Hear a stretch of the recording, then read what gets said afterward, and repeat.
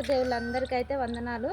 మేమైతే తిండి కోసం అని ఉంచుకున్నాం ఫ్రెండ్స్. వర్షం వచ్చింది. వర్షం రావడం వల్ల వడ్లు అయితే మొత్తం తడిసినాయి.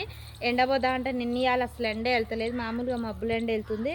ఇక ఈరోజు కొంచెం గాలి పారుతుంది, అందుకే ఎండ తీసిన. అయినా నల్లగా ఉన్నాయి ఫ్రెండ్స్. తిండి కోసం అని ఉంచుకున్న వడ్లు అయితే తడిసినాయి. మాకు చాలా బాధ అనిపిస్తుంది.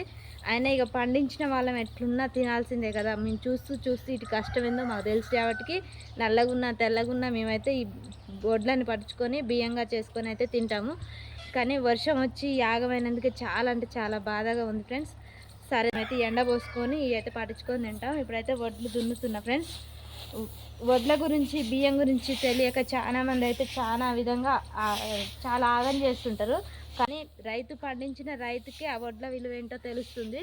కాబట్టి చాలా అందరికీ దయచేసి చెప్తున్నా, బియ్యాన్ని అయితే అడ్డగోలుగా బారబోయకండి, ఎక్కువ తక్కువ వండి వేస్ట్ చేయకండి. అన్నం విలువ తెలిసిన వాళ్ళ జాటికి మేము చెప్తున్నాం ఒక రైతుగా.